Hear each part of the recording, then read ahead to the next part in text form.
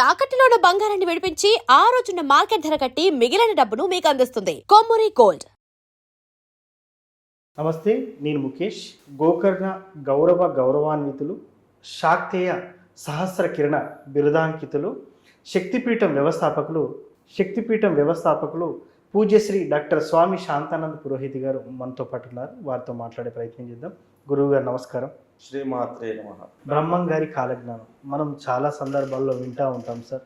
ఇలాంటి విపత్తులు కానీ కొన్ని క్లిష్ట పరిస్థితులు వచ్చినప్పుడు బ్రహ్మం గారు ఫలానా సమయంలో ఇలా చెప్పారు, సో ఇది ఊహించి ముందే రాశారు, ముందే చెప్పారని చాలామంది గుర్తు చేస్తూ ఉంటారు. ముఖ్యంగా బ్రహ్మం గారి కాలజ్ఞానం ప్రకారం రాబోయే రోజులలో ఎలా ఉండబోతుంది, ఎలాంటి విపత్తులు ఎదుర్కోబోతున్నాం.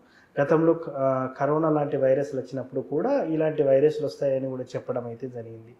సో ఈ బ్రహ్మం గారి కాలజ్ఞానం అనేది ఎంతవరకు నిజం కాబోతుంది, ముఖ్యంగా ఈ ప్రిడిక్షన్ ఎలా ఉండబోతుంది అంటారు? అంటే బ్రహ్మం గారి కాలజ్ఞానం నిజం అవుతుందా లేదా అనేటటువంటి సంశయమే మనం పడాల్సినటువంటి అవసరం లేదు.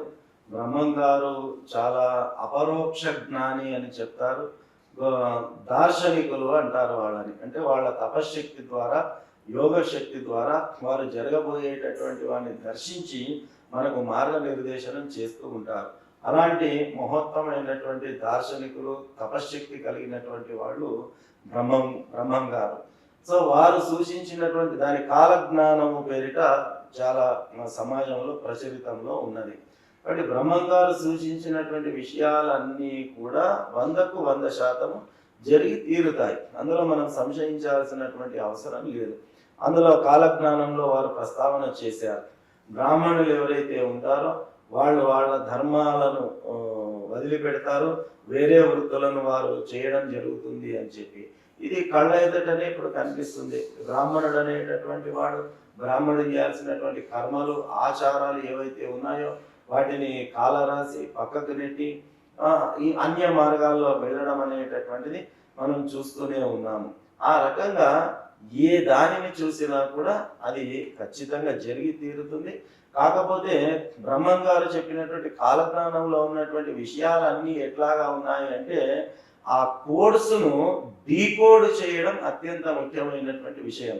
వారేమో శ్లోకాలు అందులో రాశారు, కానీ వాటిని అర్థం చేసుకునేటటువంటి స్తోమత మనల్లో లేక జరిగిందా, జరుగుతుందా, జరగబోతుందా అనే దాన్ని మనం గుర్తించలేకపోతున్నాం. కాబట్టి అవన్నీ వారు చెప్పినవన్నీ కూడా కోడ్స్ రూపంలో ఉన్నాయి.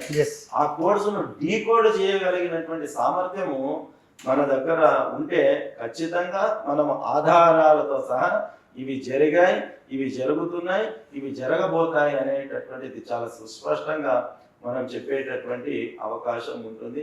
కాబట్టి బ్రహ్మం గారు మహోన్నతమైనటువంటి పరమాత్మ స్వరూపులు, దార్శనికులు, అపరోక్ష జ్ఞానులు.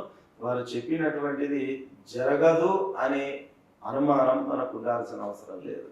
సో ముఖ్యంగా గురువు గారు ఇట్లాంటి విపత్తుల గురించి, విపత్కరమైన పరిస్థితుల గురించి ముందే చెప్పారని చెప్తున్నారు. మరి వీటి వల్ల జరగాల్సిన నష్టం జరుగుతుంది. మరి దీని నుంచి బయటపడాలంటే ఎలా అంటారు?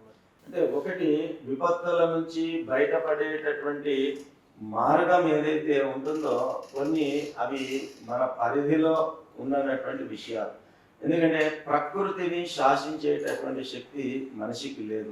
ప్రకృతిని శాసించే శక్తి కేవలం భగవత్ శక్తికి మాత్రమే ఉన్నది, మానవ శక్తికి లేదు.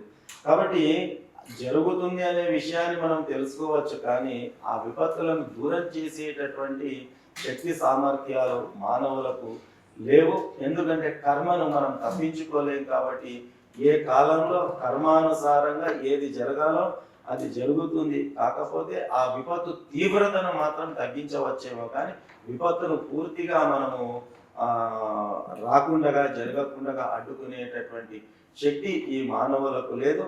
ఎందుకంటే ప్రకృతి అంటే భగవత్ స్వరూపము, భగవత్ శక్తిని ఢీకొట్టే శక్తి మానవులకు లేదు. అటువంటి ప్రయత్నాలు చేసినా అవి వృధానే అవుతాయి, ఫలస్వరూపం అయితే పొందవు. సో బ్రహ్మంగారి కాలజ్ఞానం ప్రకారం ప్రతిదీ అందులో నిక్షిప్తమై ఉంది. కోడింగ్ డీకోడింగ్ చేస్తేనే అది ఇంకా బ్రీఫ్ 100% అందులో ఏముందో మనకు అర్థమైతే కదా అది జరుగుతుందా, జరిగిందా, జరగబోతుందా అని తెలుసుకోవాల్సినటువంటిది. కాబట్టి ప్రతి అక్షరం అందులో కోడ్, దాన్ని డీకోడ్ చేయగలిగిన సామర్థ్యం మనలో ఉండాలి. సో ముఖ్యంగా ఈ బ్రహ్మంగారి కాలజ్ఞానం ప్రకారం ఎలా ఉండబోతుంది ఏంటి అని అయితే చాలా చక్కగా వివరించారు గురువుగారు. ధన్యవాదాలు. శ్రీమాత్రే నమః.